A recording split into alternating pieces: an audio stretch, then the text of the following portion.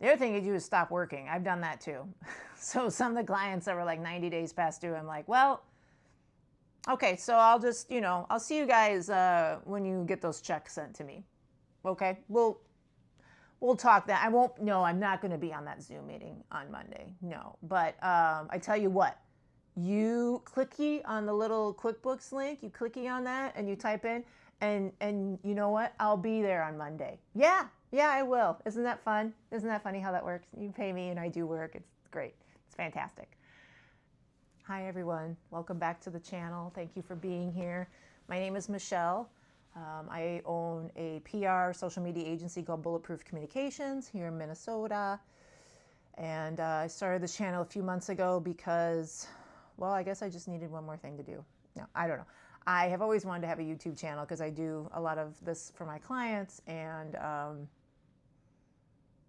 yeah, I wanted to I wanted to try it out. So thank you for subscribing. If you want to learn more about running a business, how to run your business, you're a consultant, and you're a woman of a certain age. I'll be 50 years old coming up in December. This channel is for you. So thanks for being here. Today I want to talk to you about contracts. And this is I'm not a lawyer, so full disclosure, full disclaimer, please talk to a lawyer, paralegal, AI, I don't know. But I am not a lawyer, and nor do I act one on TV. I just do what is right for my business. The only time I've ever used a lawyer is when someone went after me for my business name, and they said it was trademarked, and it's not. And I had to hire a lawyer to respond to their letter saying, it's a pretty common name. It's not trademarked. Please go away. And they did. But that was that was 15 years ago, and that was probably $300 at the time for him to just write this stupid letter and send it off to them. Anyway, but yeah, contracts. I want to talk to you about contracts today because I don't think people talk about contracts enough. I probably don't pay attention to contracts as much as I should. Many of my clients, I never had a contract with them, or we had a contract and maybe it just kept renewing, or maybe it didn't renew and we just never wrote up a new one, but we just kept working together. I find that contracts, for the most part, if someone wants to get out of a contract, if a client wants to get out of a contract with you, are you going to fight it? Are you going to take them to court? I mean, I am just a solopreneur. I am just a contractor. I do not have a multi-million-dollar business over here. So I am not taking anyone to court, small claims court or anything like that. That's why it's so important for me to make sure my clients pay me on time, because I don't want anything stacking up and then having the relationship and then all of a sudden they owe me, thousands of dollars. So I am very much on top of clients paying me. I'm very strict on that. But but as far as contracts go, I kind of have a laissez-faire attitude about it because I find them to be worthless, to be honest with you. If a client wants to get out of a contract, they're going to get out of a contract. If a client doesn't want to work with you, they're not going to want to work with you. If a client doesn't want to pay you, they're not going to pay you. And so what are you going to do? Are you going to hire a lawyer? Or are you going to spend, $1,000, $2,000 and waste your time and energy and anxiety? I mean, for me, small-time USA contractor, I have 8 clients right now. I mean, I'm not going to do it. I'm just going to chalk that up as, well, I should have did my homework. I should have known that they were a bunch of a-holes. I should have, most people are good. Most people are good people, and they will pay you and they will follow through. And when the contract is done, the work is done, or if they want to renew with you, they'll renew with you. The biggest things, though, when I do have a contract, there's kind of like 3 big things, I guess, I look for when I do have a contract. One is the out clause. Most contracts, I think agencies have like a 90-day out clause. Like, okay. I have a 60-day out clause. I do have a contract right now where there's a 30-day out clause because they pushed back on it, and I was like, fine, whatever. Essentially what that means is they have to give you 30 days notice, 60 days notice, or 90 days notice that they want to cancel the agreement, but they have to pay you up until then. So if, today is the end of June and they give you notice today for a 30-day out clause, that means they have to pay you all of July yet, and you're not done until July 31st. So, or if it's a 60-day out clause, then you're not done until the end of August. And you might not work for them during that time, but they still have to pay you. The other thing I look for is any expenses outside of the retainer. How is that handled? And usually that's spelled out in the contract. So if I'm doing any travel for trade shows or off-site situations, or you need me to go take photos or videos for something, like you're going to pay me mileage, you're going to pay me a day rate. Now, granted, I put all that in there and sometimes it doesn't pan out.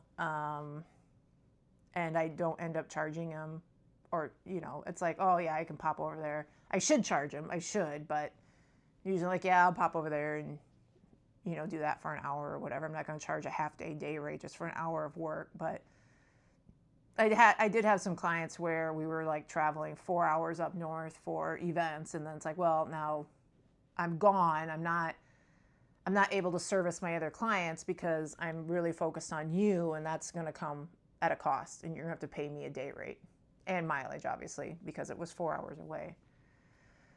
So yeah, the clause, anything outside of the normal scope of work. So obviously the scope of work should be included in the contract, and then anything outside the scope of work, you should address that. And usually it's travel is the big one. Obviously the contract start date and end date. If you have to have like addendums or appendixes to have the scope of work, included, do that. Obviously signatures are important on contracts. Contract isn't executable without a signature. So I've had clients that don't sign things, and yeah, so you need to make sure that that's happening. And then you kind of get into the lawyer speak of if there is a problem. Usually the contract has a part where, well, if we are going to go to court, then we're going to go to court in the client's county and the client's state, right? Because they want the court to be there by them, and obviously not where I live. So since 90% of my clients live in a different state than I do, that means I would have to travel to their state, to their courthouse, to their county for any disagreements that we have that we ended up taking to small business claims, I guess, court, right? So you're probably not going to get that change in a contract. Most lawyers are pretty adamant about keeping the disputes local. So that will never likely get changed. I mean, why would a client be like, oh yeah, I'm going to travel to Minnesota if you're suing me or disputing me over some sort of small claim? You can put contracts into AI now. I've done that too and asked for red flags. Yeah, so you just want to make sure that there's nothing held in the contract about your ability to work, or like what their expectation, not necessarily ability to work, but like what expectations are of the work. The scope of work can be in the contract. Usually it's pretty light. The scope of work is like, Michelle is going to do PR and social media services for the client between June 1st and December 31st, 2026. And like I said, you can have an appendix, and see Appendix A for the detailed scope of work, and then you can have that in there. But usually the main body of the contract, it's pretty light. And then payment. That's an important one. So payment structure needs to be in the contract too. And all my clients, it's net 30. So as soon as I send them the invoice, they have 30 days to pay. And many, many companies take that very much to heart. They do not pay you any sooner than net 30. And some take longer than that because you are a smaller client, and therefore they think they can just like throw you under the rug, and you're the last bill that they want to pay, essentially, because you're just small time USA, even though you're doing a lot of work for them. This has happened to me a lot. So So yeah, usually net 30, you can do pay upon receipt, you can do net 15. It really doesn't matter. The larger the company, the slower to pay, I found. So the larger the company, I mean, net 30 is going to be the best you're going to get. And usually it's going to be maybe net 45 or net 60 before you see money from a large company. The smaller company, usually they're more agile, they're more nimble. You might even know the accounting gal, when you send your invoice in. So, but yeah, I mean, make sure you have that spelled out in the contract too, how much they're paying you, and then when the payment is due and who to make the check out to. You can even include in the contract that there will be late payment fees. Now, girl, I mean, I have never charged a late payment fee, ever. And like I said, I've had clients who have been like 60, 90 days overdue on invoices. And you should. I mean, 2.5% is, I think, the norm for a late payment fee. So you shouldn't feel like, you're doing a disservice or whatever.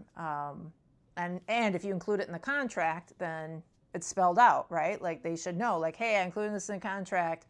I let it go the first time, or I let it go the first couple times, but I'm seeing that this is a constant with you, like not being able to get this paid. And so yeah, I'm charging a 2.5% late charge, moving forward or whatever. The other thing you do is stop working. I've done that too. So some of the clients that were like 90 days past due, I'm like, well, okay, so I'll just, I'll see you guys when you get those checks sent to me. Okay, we'll talk that. I'm not going to be on that Zoom meeting on Monday. No, but I tell you what, you clicky on the little QuickBooks link, you clicky on that and you type in, and you know what? I'll be there on Monday. Yeah, I will. Isn't that fun? Isn't that funny how that works? You pay me and I do work. It's great. It's fantastic. So, yeah. If you can't tell, like, getting paid is very important to me. I do not like to mess with money. I don't mess with money. So I respect money. I think you should respect money.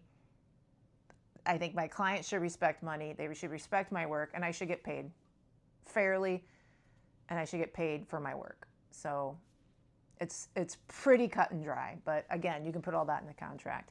So it's funny that I say all this and then I'm like, oh, at the beginning of the video, I'm like, yeah, I don't really use contracts that much. But the reason being, it's like people sign contracts and they literally have no idea what they're signing. So I had, there's a particular client where I'm actually a sub under them because they're an agency. And they've had this one very large national retailer, been around since the 1950s. They've worked with them, I think, for 15 years. I mean, a long time. And of course, things change and new management got brought in and things got shuffled up, and new director of marketings and all blah, blah, blah. And in the meantime of that shuffle, the contract renewed. And they're like, well, how did the contract renew? Well, the contract has a rolling renewal. So it's something they told me they put in every contract is a rolling renewal, meaning if a contract goes from January 1st to December 31st, there's a clause in that contract that says, unless you give us a 60-day notice, it might even have been 90 days for them. I think it was 90 days. Unless you give us a 90-day notice. So they need to let them know by October 1st, no later than probably September 30th, if you do not want to renew for the following year. Otherwise, there's an automatic renewal and we will be your agency of record for another year. So that happened, and boy, it pissed them off. It pissed off this retailer big time. Like I could tell, even me, like as a contractor on the calls, like I could tell like they weren't happy. And I kind of felt like the agency owner was laughing because he's like, look, I put this in all my contracts. Whether or not the client reads them or has a lawyer read them or whatever is on them, which is true. It is on them. But it is a little shady, a little shenanigans, I feel like, because what happens is you just piss people off. And that's what happened. Like, we worked with them for a whole nother year because of that automatic rolling renewal in the contract. And it was not a good working relationship for that year. And you better believe when the next year came around, they gave the proper notice. Yeah, and that relationship at the end of the year kind of ended poorly, to be honest with you. So I don't I don't recommend putting a rolling renewal in your contracts because I think people just it just really pisses people off. But you can try.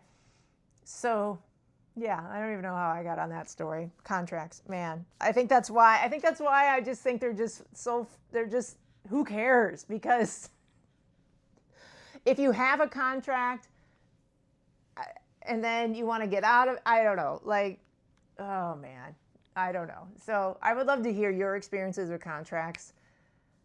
If you've had good experiences, bad, maybe a contract saved you. Maybe you're like, thank God I had that contract because XYZ happened, or I did enforce the late fee clause in my contract, or whatever it may be. I don't know. I would be curious. I would love to hear what what you think about contracts, and if you have any questions about contracts, I can help answer that as well. So thanks for being here.